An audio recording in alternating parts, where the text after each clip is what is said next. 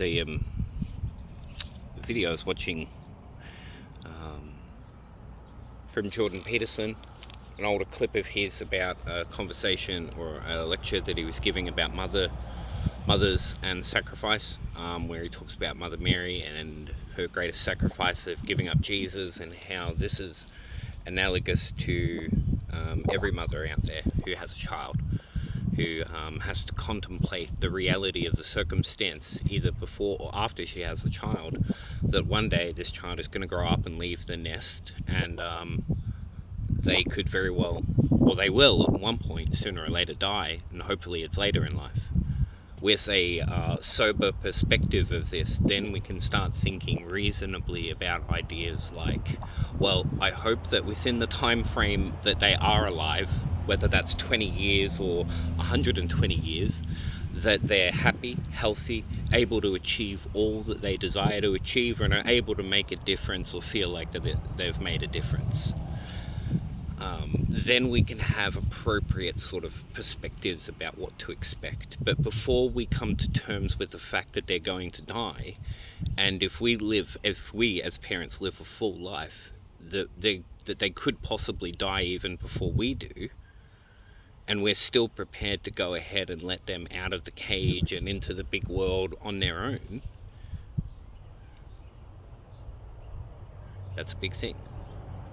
And it's a very interesting conversation to have, and it's not exactly about, it's philosophy, okay? It's not exactly about right or wrong. It's about conceptualizing things and taking what's positive and leaving what's negative, and using what's negative to further think on, to try to find things of benefit or things of growth from that as well. This is called mental transmutation or mental alchemy, high-level philosophy, and other ideas like that. But the thing about the Bible, a lot of the time, the stories are allegorical and can be used because we live in a unified reality, everything sort of matches up with everything else and can be seen everywhere else. Hence why you can, read something about somebody within the palm of their hand, see some answers within a set of cards, look up to the sky and pray and hear a voice to answer your query, depending upon what religion you follow. That could be either normal or very weird. There's all sorts of ways that we do things like this, but what it comes down to is the fact that we have two poles of energy and two parts of ourselves within this unified system, and this is the same as everything. Everything has two parts. And those two parts make up a whole. They're not separate, although they do the best they can to seem separate under most circumstances. But we're looking from above to below. But then when we look from that to the next level, then we can see what we're talking about here. So if we look down to the next level and we identify something, instead of using ourselves, we identify something like, take a picture of the planet Earth. It has two poles, the north and the south. The winds in the top half go in one set of currents, and the winds in the bottom and the currents underneath the water do the same. They're all locked in phase to their own hemisphere. It's like the poles of a magnet, right? When you have a magnet and you chuck your iron shavings down, all of the bits of iron shaving will be pointing in one direction over this side of the magnet. You won't get a piece of iron here pointing that way. Even the bits towards the middle will be pointing this way a little bit, right? And it's the same on the planet. So the idea is, if that theory pans out, although the simple fundamental reality of the fact that there's a triangular or a triunal relationship between all parts of reality, between the inside of it and the outside of it, this is basically black hole dynamics. When we're thinking about creating new ideas and thinking, we're talking about a brain that has two hemispheres, very much like the planet. And while it does move things in between both halves of it, seemingly we would conclude also that systems like the Earth also move air currents from the north to the south and water currents from the south to the north, even though that's meant to be empirically incorrect. We find that relationships like these do have circumstances where there are things that go outside the rules like that, and that's usually quantum tunneling or Hawking radiation in terms of black holes, and if you know all that sort of stuff, then yeah. But it's the idea that as you get to a barrier, you can sort of penetrate the barrier without necessarily going through it, or you can create a copy of yourself on the other side of it, or there's, depending upon the circumstance, there's some way to transfer information back and forward through the barrier where you're not usually able to, and that's a very interesting play of dynamics. So in the mind, you have the corpus callosum, which joins the two hemispheres together, and the nerve tracks between the two of them, as well as the central brain stem itself, including all the parts and the pieces that flow in between and around it all, are all unified and separated by this corpus callosum, mostly, for the most part. This part there is the dynamics of unity that we play with within the brain, and that is a beautiful rainbow bridge connector between the two hemispheres. I say rainbow bridge because, you know, the analogies go. Now, the analogies and the stories go like that, you know, and get it. That's a whole separate conversation. But what we've got here is a product of you choosing what to do on a daily basis, and then you choosing not to let that out of the cage to a life of its own because you're scared about the concepts of what that might happen and the fact that it might be a failure, instead of it living a fulfilling and complete life of its own accord. This is something as a man that I've been thinking about a lot over the last few years. When I first read 10 years ago, first read The Way of the Superior Man, they talk in that about the concept of a man having to get used to the idea that his creations will be destroyed. That all of men's creations, as a father, as a man, well, as I make things for people, I usually have previously sometimes got upset when they haven't been, as I've felt, respected well enough, received well enough, cared for well enough, treated well enough, broken too early, etc., etc. All of these negative sensations and experiences that I had been feeling were in some way, I realized, not really all that appropriate, because I needed to be able to let people have something without tying a bunch of jaded expectation to it. That spoils a gift. It's no longer a gift, it's a trap. And I'm entrapping and ensnaring the people that I'm trying to care for. So it had to change, or my perspective on the circumstance had to have more awareness and more light. So when we think about the sacrifice of what we do and how we do it, oh, it took me so long to make it, you've just gone and broken it straight away. Hey, sometimes things last a long time, sometimes things don't. But if you didn't give it to me to use, then why did you give it to me? And if using it always carries a consequence of breaking, then you should have been prepared for that as the one who gives the gift to the other. You can't give a gift to somebody without expecting them to break it. Potentially sooner rather than later. Sooner than you would prefer rather than later. Right? See the similarities here? So you have the masculine and the feminine of the brain, the two poles. The father who is making the sacrifice of creating this idea, the mother who is, or formulating a point, the mother who is shaping and giving nurture to this idea and birthing it, and then the reality of that is then letting it out of the self. So when these two beings come in coordination with each other and are able to completely anthropomorphizing the brain and its connections and psychology, and there's a lot of people out there in the professional world, I'm sure, that would have a big problem with that.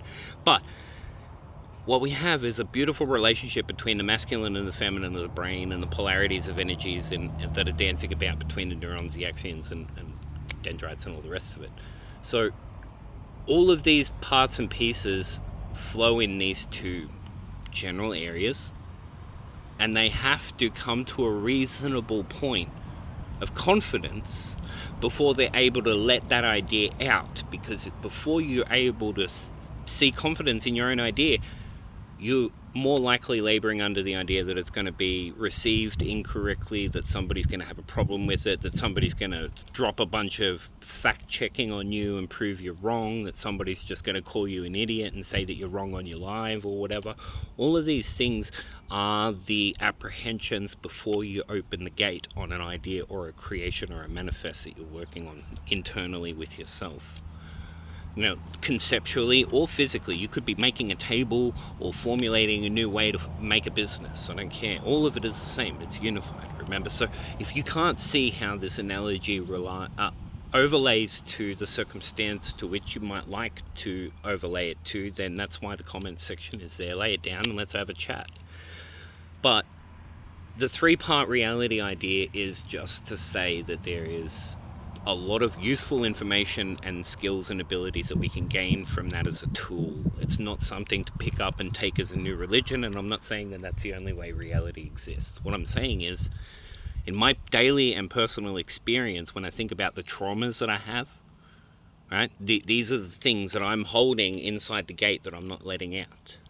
So where am I able to build more confidence in myself that when I let gate open on this thing that I'm calling a trauma, that it's free to run its own life, that I'm not going to lose or be detracted or have any negative effect from that, because that's the reality of it. When you have a trauma, it's latching onto you and it's making you think that you need it and you can't let it go. But the trauma needs you. You don't need it. You're free without it. It needs you to survive. So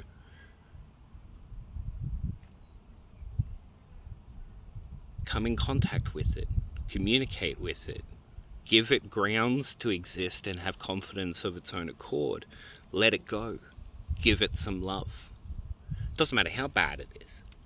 If it's, I'm not saying give it love as in pacify it and give it everything it needs to shut it up and then, like, there's ways in which you do things and every circumstance is different. This is clear and something that shouldn't need to be said, but often it is, just in case. But when you're able to bring both hemispheres up here into harmony around an idea, then you let it out, knowing that the world is going to take 1,000,000% advantage of it, just like the analogy brought in a conversation from Peterson, Jesus, Mary and Jesus. Mary knew exactly what she was doing, and yet she still let Jesus go.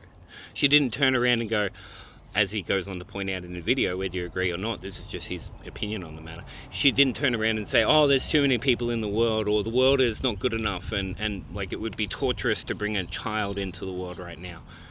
Well, could be, but it could also be really fantastic, It's just, you've got to see past these limiting ideas, find resolutions for them internally, and you can only do that by nurturing these, not trying to attack them. But if you see them as opposition, if you see them as counterintuitive to you, then you're at the other pole of the spectrum and you're confused. There is what you might say in law, a confusion of titles. You seem to think that you're a part of you instead of the whole of you, because you're both the positive things that you're thinking and the negative things that you're thinking. It's when you take the negative things that you're thinking and you try to throw them away and make them an enemy, that's where they gain power. And yes, even if it is voice-to-skull technology or other types of dimensional beings or entities or demons or anything else like this, the way to succeed in all of it, if you read your scripture, if you read your instruction manuals, if you read the patents, if you read it all, as well as all of the literature from all of the history, the way through it is a unity between these two in conjunction with the body. Okay? You've got to find the balance between both polarities before something will emerge of its own accord. When you find the balance of both polarities, evolution happens of its own accord. The natural evolution of life. When you have water and rocks and they're at the perfect equilibrium to catch the third part, the sunlight as it bounces through, the information is seeded within the molecules and then starts to bloom of its own desire. It's now living a life of its own and it's succeeding by its own accords, costing you nothing more as a free entity to continue along your way for your next creation. And such is the way that it was done with it all in the first place. Right? You need to find a peace of heart for you to let out what you wish for the world. But how do you do that? You do it by unifying both poles. And you unify both poles by having a grander perspective of these things. With love. A grander perspective with love. With that, it's clear how they all need to play along together. and what comes from that. While you're in it, remember, you can't see it. You've got to get outside of it to see it. And then if you still disagree with it, then jump back into it and play your little polarity game. Then you'll be able to know full well that it's of your own accord then. Whatever the choice is, it's yours. Just make sure that you're aware of it. Always.